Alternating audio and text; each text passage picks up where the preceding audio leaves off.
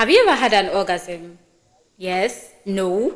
If you've not, don't worry. I mean, these men out here barely know where to find a clit, so I perfectly understand. But today we are getting into orgasm, we are getting into post-orgasm, etiquette, and experience. So let's get right into it.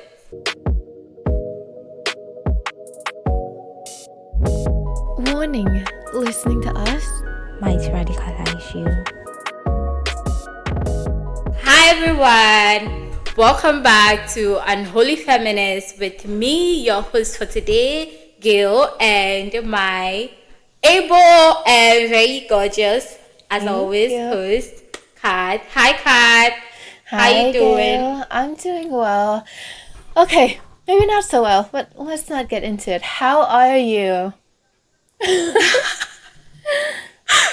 We shouldn't get into yours, but we should get into mine. I'm okay. I think I'm holding up fairly well. So, yeah, I'm as good as I can be right now with the climate of the world, everything going on. So yeah, managing. What about you? Back to you again. I'm feeling a little bit like one of those days. I'm trying to see which screen I should look at. That's easier. Okay, I'll leave you there. All right. I'm having one of those few days actually where you're just pondering what is the point of life in this capitalistic hellscape, why is it so hard to exist? Should it be this hard to be alive? That kind of thing, So, not doing so hot, but I'm still alive, unfortunately. No, but that's so real, and I understand. I get you totally. And I mean, I sort of fused it into our topic. My insomnia has skyrocketed, so it's so difficult for me to sleep. And one of the ways in which I used to distress when I was struggling to sleep is to get an orgasm, to give myself an orgasm, mostly because I mean I'm not in a relationship and men are icky, so I've gotten to a point where I'm being very selective about who I even decide to have like any form of sexual relationship with. So I'm having a lot of alone time with my babies, with my toys. So yeah, except now that also doesn't seem to be working. On the nights that I struggle to sleep when I resort to, giving myself an orgasm, I will still toss and turn. So, Kat, what was your first time like? Your first time having an orgasm? How was that? Was this self-induced? If it was self-induced, I want to hear about that, and I also want to hear about the first time you had an orgasm with a partner. So, I've never had an orgasm. I'm kidding. I'm just kidding. I'm actually going into it. My head dropped! Alright, so the first time that I had an orgasm was self-induced, was through masturbation. I was 16 at the time. I was just learning about my body and I discovered what made me feel good. And it kind of built up from there and to the point where I just had an orgasm. I remember at the time I was actually in the bathroom. I didn't want to be in the bedroom for fear that my parents would walk in. So it was done in the bathroom. I still remember what happened. And I couldn't believe that I was able to give myself an orgasm like that. And then I started learning more and more about my body, about what I liked, what I don't like. And I guess I do feel like the older that I get, the more that I understand my body, especially as you experiment, as you masturbate, as you explore your body, you kind of know what would give you an orgasm and what wouldn't give you an orgasm. For example, a little bit of a TMI. These past couple of years, I learned to give myself a double orgasm every time that I masturbate. So, yeah. So, it turns out that it's nice when you know your body, when you're not ashamed of it. You learn to know what feels good for you. And I learned that, okay, the first orgasm would happen this way, and then after the first orgasm I needed to be this particular way, and that's when I get the second orgasm. So yeah, that's, yeah. How about you? No, you missed one. It was a two-part question. Then I also want to know about the first time you had an orgasm with a Oh, partner. How is I it? completely blanked out about that. I don't remember. I get that because I yeah. don't remember actually. I don't remember the first time that I had an orgasm with a partner. It is just not that memorable to me. I'm sorry, but I mean, No, I get you. I completely understand. So my hmm I don't think I remember the first time I did with a partner either. see, see. Oh, I Oh, do. okay. Wait, I actually do. It was amazing. So the thing is that so for me, I think my first full sexual experience was amazing. He really like I will always give him the props. He really set the bar so high for me. It was amazing because he was really really experienced. So, but before that, I had like other sexual experiences that weren't like the complete experience. I don't think with those I had an orgasm actually. So it was my first full sexual experience that I had an orgasm, and it was mind blowing. There was a lot of foreplay involved, so I feel like that really prepped my body. So this was literally, I think I was like 10 days away from 18 years when this happened, and I remember there was food involved. Oh. Like there was ice cream and chocolate. So yeah, he was like, that experience. So it was an amazing experience, honestly. And it was a whole weekend. So it was fun. I definitely remember the talk Helen and you know all of that comes with having an orgasm. But my first time was also self-induced.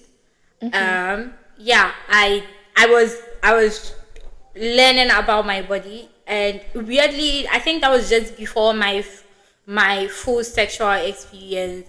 But I also, just like you, I only recently found out how to have like more than one orgasm on my own, because at first, when after the first orgasm, I'm like, I'm over this, and it feels like I'm too sensitive to do anything more, so I just don't. But now I can actually make myself squirt, and I'm like, oh my god, because there are times that doesn't even happen with partners. So the fact that I'm able to get myself there, I'm like, why do we need men again? Remind me. Right, right. Remind me. Yeah. So I think we can both agree that I, our first time with orgasm was pretty cool, right? Yeah, yeah, I agree.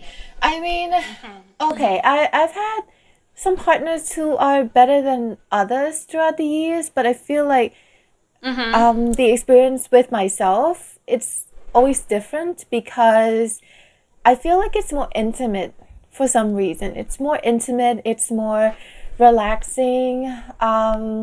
I mean, with my long term partner, with Yeah. my ex, it was less stressful because after a while we started to know each other's body and all of that. But then it's still, I don't know, it still felt like there was a small part of me that was a little bit stressful about not coming, about not having an orgasm, you know what I mean? Because if I were by myself, then I wouldn't worry about that. I don't need to worry about whether I'm going to orgasm or not, because there's no partner involved, there's no expectation, anything like that. But when you're with a partner, Yeah. especially with a new partner, then there's that expectation. Like, they want you to orgasm, right? If you're having a good partner, they want you to orgasm. And then if you don't orgasm, I feel like, wait, what if it hurts his feelings? I don't want to hurt his feelings, you know? So it's like, and that kind of becomes a catch 22, because then you get into your head too much that you might actually have difficulty orgasming. Yeah. Yeah, you would know. What do you mean? What do you mean? Yeah, what do you mean? Nothing. Girl. Moving moving on. So there's, even though orgasm is supposed to be like, I don't know if supposed to be is the right word, but usually it's like this, like, amazing feeling, this relaxing, because it brings calmness and some sort of, but I think I've heard some people sort of like have different experiences. So some people after an orgasm is more like emotional, where they sort of tend to reflect on what has happened. And for some of us, if I have an orgasm, like, yeah, great, I got it. And then, like, I'm good. Do you get it? So when does your orgasm feel like an afterglow, and when does it feel like I'm having like second thoughts about this? And I feel like afterthought sort of ties into post-nut clarity. Yeah. So what is post-nut clarity? Have you ever had a post-nut clarity? How many times have you had post-nut clarity? Not with yourself, with a partner, with someone else. So I feel like, so I've had both actually. I've had times when I feel like it's a glowing type of post orgasm, and I've had sexual experience where I cry afterwards. Usually those don't follow an orgasm, but it's just sexual experience where I end up crying afterwards. So let's talk about the positive first. I find that the post orgasm experience that I have with myself, there's never any regrets. It's always satisfying, it's always relaxing, there's no introspection that comes after that. The post nut clarity is never like, oh my god, what did I just watch? If you're consuming pornography, like, I never have that. So it's more like a relaxing experience. You masturbate and then you orgasm, and then, like you said earlier, I would just fall asleep, or I would just chill or read a book. So things like that. But usually I just take a nap. So it's more relaxing when it's by myself, but then when it's with a partner, the glowing part comes with a partner that I trust, with someone that I have emotional connection with someone that I can be vulnerable with, someone who basically I have a connection with. And I find this out after I try to delve into casual relationships, casual sex. And I realized that after the sexual experience, whether it was good or whether it was not good, I would always be hit with this like introspection, with this sadness, with this sorrow afterwards, because I felt like it was meaningless in a way. I'm the type of person that seeks meaning in things, and I know that people are different. I know that some people are perfectly fine with one night stands, with casual sex, and I have tried doing that, but it never ended well for me, because it always ended with me feeling like it was meaningless, and feeling not used exactly, but more like because I never, in sexual experience, I never feel like I'm being used, because it's It's not like that. I don't feel like Yeah. my body is being taken by someone, but rather more like a waste of time, you know? Like I was just being Yeah. vulnerable with someone that I didn't even trust that much. Does that make sense? It perfectly Yeah. does. I think for someone who has been in your position, I definitely get that because I've also been on like both spectrums. I've been through a phase where I was into casual sex. But weirdly, I'm just realizing that my form of casual sex is it's it's not like I'm with the one person this time and like I'm with the other person next time. I'm not able to do that either. My form of casual sex is we are just having sex. When I look at you, I don't think I see all the qualities I would want in a romantic partner in you. But I think you're really hot. And like I want you to bend me over and do like really nasty things to me. So those those are the people I usually like have casual sex with. And my casual sex experiences spans years. My first casual sex experience was actually for 2 years. The catch was we never really spoke much outside of the times that we were meeting. There were nobody was giving the other person any sort of emotional or physical labor. There was nothing like that. When I'm free and I feel like I want some, I text him, hey, can I come over? I go get some and then I'm out of there. We go back to living our lives. Then whenever next the cycle repeats, just that it was very open. If I started liking someone, if I was interested in getting intimate with another person, I let him know, and then I also make a decision that I this is not for me any longer. So I feel like that's how most of my casual relationships have been so far. It goes like very lengthy, so it's not necessarily like moving from one person to the other, one person to the other like every month. So I definitely also get where you're coming from. I think I realized that was what worked for me because once I did try something like that and I felt the same way, not used. It just felt pointless. I'm like, Yeah. why did I do this? Like, why am I here?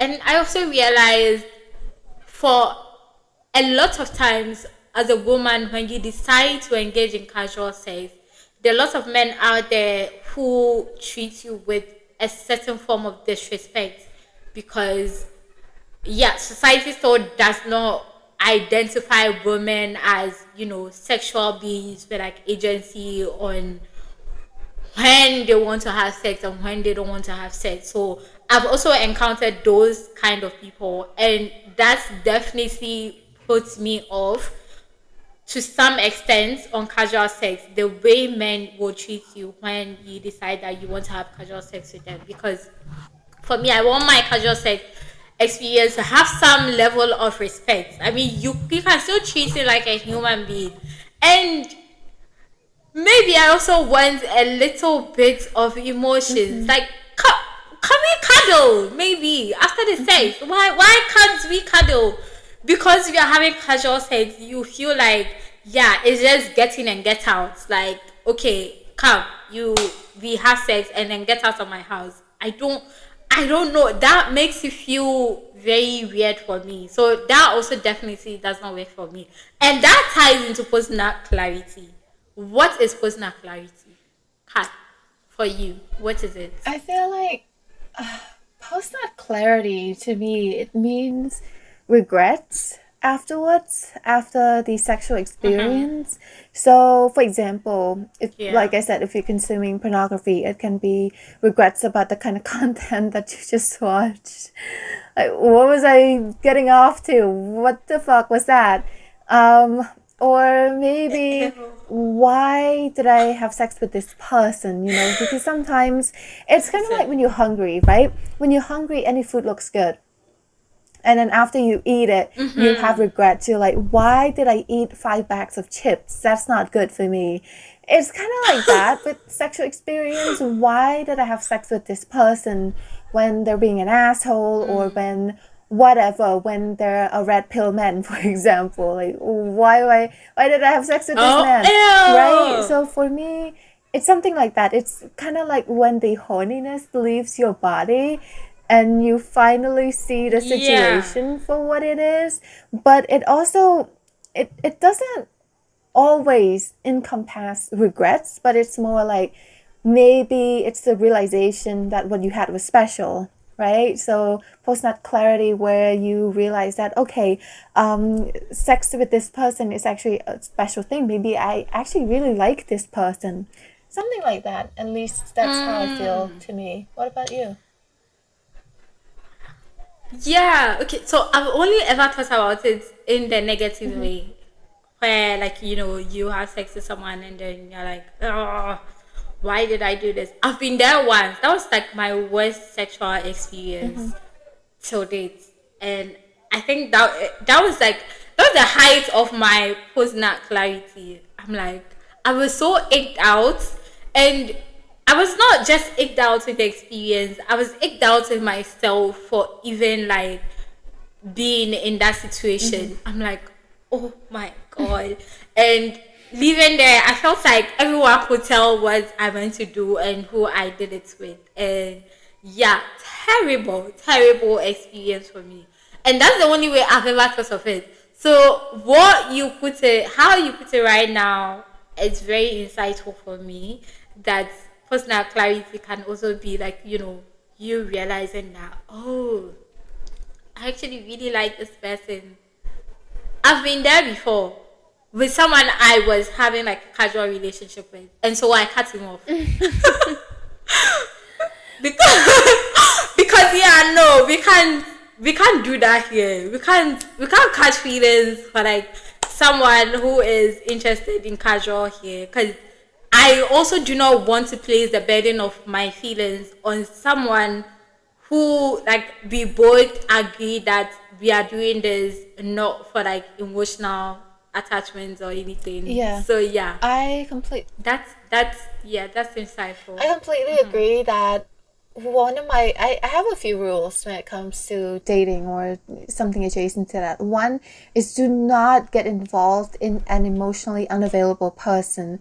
If you're looking for something deeper than casual sex, do not get involved with an emotionally unavailable person in the hopes that they will fall in love with you Yeah. and they will make you the exception. Maybe it might happen, but do not place that kind of bet, because you're just gonna hurt your own feelings if it doesn't happen. And there are so many Yeah. people out there in the world. You don't need to put yourself out on the line and risk getting hurt like that for someone who has made it clear that they're not emotionally available.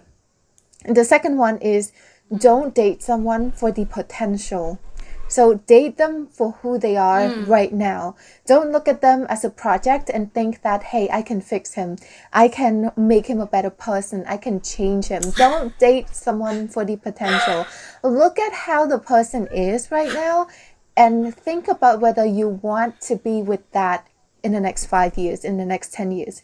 If you don't want to, then don't. 22-year-old me needed to hear that. Really, really needed to hear that. But I didn't hear that, so I went through like a terrible experience. But anyway, anyway, sometimes I think about it. My romantic and relationship wise law is crazy.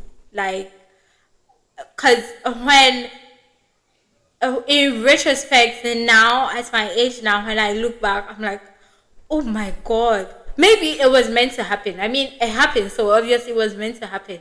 But I wonder, why did I even go through this? Why was I so dumb? But anyway, it's all good. I was young. I did not know better. So And now you know better because of that yeah. experience. Right, exactly, exactly. So anyway, back to our topic. How do you do post orgasm right? So you know how I mentioned earlier that for me, if I'm with a partner, I like to cuddle. That's like the physical aspect of it for me. I don't. I feel weird when like right after orgasm, I'm supposed to leave. So I am actually not a very big fan of quickies because for me, after an orgasm, I need that extra like emotional connection. It doesn't, not even emotional. I need a physical touch. It literally can be like, I don't know, 1 minute or 2 minutes, and like that's all. It's sort of like, you know how in BDSM people have like a drop, like when they get in the subspace, they get a drop after, and they need aftercare. I think everybody needs Yeah. aftercare after like after sex, after yeah, after an experience like that. So I think one of my non-negotiables is I always have to get aftercare. If you can't give me aftercare, I don't think I want to give you access to my body either, because it's literally it's the bare minimum, honestly. Like what are we doing here? So that's it for me. Do you have any tips for people out there how to do post orgasm right? Yeah, I agree with the aftercare, and that includes like cleaning of your partner, for example, if things get a little bit messy. It's about checking in to see if they're okay. And also, one thing that I always stress, if you are someone with a vagina, go to pee, please, for the love of God. After you have sex, Yes. go to pee. It Yes. will help Yes. you avoid UTIs. Just go to the bathroom, pee, clean up. That's it. It will help you avoid UTIs. Um, I think that cuddling is also something that I would want as well. I don't want to just have sex and then leave our separate ways. I don't think I can do that. It would cheapen the experience for me. Yeah. So cuddling, and I'm a talker. I am an emotional um trauma dump kind of person. Like, hey, so why don't we just talk about stuff now after sex? So I'm that kind of person. I would just start talking about things. I think one of the things that, if you are communicative, which I think you should be communicative in a relationship, no matter what type of relationship it is, casual or serious or otherwise. Talk about what Yeah. happened, basically. Share how you feel and how you were feeling at the time. Was everything okay? Did you like that? What did you like? What did you not like? I feel like things like that can help strengthen your relationship, because sometimes one person could not be enjoying a certain act, for example, but they would be too shy, or they did not know how to bring that up. But by opening that discussion, you can make your future experiences better for both of you, because then you can learn each other's body better. You can understand what you like and what you don't like, because everyone is so different, right? What you like might not be what I like, and what I like might not be what you like. Yeah, Definitely. so the Definitely. thing is, even if you've had a lot of partners, even if you've had 5, 10 partners, for example, it does not mean that you will know what the next person will like. So it's important to talk about that. My friend told me that after she had sex with her partner, she would ask him to rate. Like, rate that. How many stars out of 10 would you give that? And I know that for me, I would get so anxious if the person said 10 and then the next time they're like 9, I would be like, oh my god, what did I do wrong? Right. Oh So my god. it works for some people, it would not work for some people, but Yeah. maybe think of a system that would work for you. What about you? I love that. I love all of that. I think you said everything. Honestly, I do not have anything else to add. The only thing is, so I think a lot of times in casual relationships, there's less talking, there's less communicating, even when it has to do with sex, unless so personalizing this, I don't think I've done that with, like, really talking about the sex experience after, with like someone I've had a casual relationship with. It's usually before. Like, maybe if there's something I want to explore, or if they want to explore something, and then they would ask me that, oh, next time can we do this or that, and then, but we barely do it after the sexual experience. It feels like such a vulnerable moment that if you consistently do it, lines will be blurred. I don't. Do you get where I'm coming from? Yeah.